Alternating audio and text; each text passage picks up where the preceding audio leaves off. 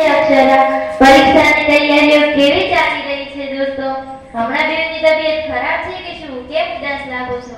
પરીક્ષાની તૈયારીમાં તો શું હોય, સ્કૂલમાં સૌ કોઈ જાણે છે, અમે કાંઈ ઉકાળવાના નથી. બરોબર ને પીના? હવે તો અમારા ઉપર મમ્મી પપ્પા રોજ રોજ ગુસ્સો કરે છે.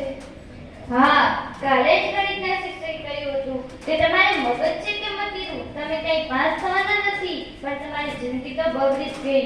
તમારા મા બાપના આસમાનો પર પાણી ફેરવી દીધું. હવે ભણવાનું છોડી દો અને સવારમાં છાપા વાંચો કે કારખાનામાં મજૂરી કરવા માંડો.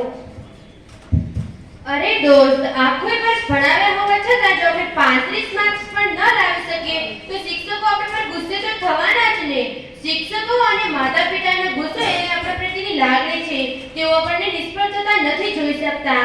તેઓ આપણને સુખી અને સફળ બનાવવા સતત ચિંતિત હોય છે અને આપણે જ મોજ મસ્તીમાં રહીને આપણા જ ભવિષ્ય માટે કાંઈ જ ન વિચારીએ તો શિક્ષકો અને માતા પિતા આપણા પર ગુસ્સે તો થવાના જ ને. તેમાં પણ હવે તમે જ વિચારો. પણ આમ રોજ રોજ ગુસ્સે થોડું થવાય અને ગમે તેવા શબ્દો કહે છે એમાં અમારું મગજનું દહીં થાય છે યાર. એવું કદી ન બોલાય. મમ્મી પપ્પા અને શિક્ષકો તો એટલા માટે ગુસ્સે થાય છે કે તમે એમના ગુસ્સે થવાથી કંઈ ગંભીર બનો અને સમજો. એમના ગુસ્સેના શબ્દો તમારી હૃદયની અંદર શૂળની જેમ ખૂંચે અને એમને તમારું ભવિષ્ય બતાવી દેવા તમે મન દઈને વાંચો તો પાસ થઈ જાઓ. હવે અમે શું પાસ થઈને ઉજ્જવળ કારકિર્દી બનાવી શકવાના? અમને તો દિવસ રાત એક જ વિચાર આવ્યા કરે છે કે અમે કંઈ કરી શકવાના નથી. છેલ્લા દિવસોમાં અમે ગમે તેટલું વાંચીએ છીએ તો યાદ જ નથી રહેતું. એનો કોઈ ઉપાય કે દવા થોડી આવે છે ને. રિસેસ પૂરી થવાનો બેલ સંભળાય છે અને બધા વિદ્યાર્થી મિત્રો પોતપોતાના વર્ગખંડમાં જઈ રહ્યા છે.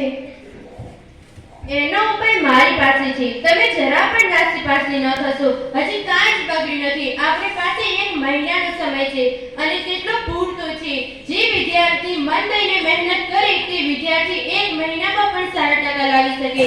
આથી વિશેષ વાત આપણે સાંજે મારા ઘરે કરીશું. છેલ્લા સમય તમને મારા માતાજી સારા ટકા લાવી કેવી રીતે પાસ થવું તે સમજાવશે. તમે બંને ચોક્કસ આવજો.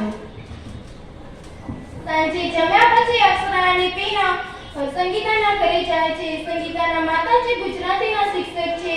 તેઓ એકબીજા સાથે ચર્ચા કરી રહ્યા છે અને બંને મિત્રો શાંતિથી જઈને પ્રણામ કરે છે. પૂરા ચહેરા પર બોલવા સમય આવવાનું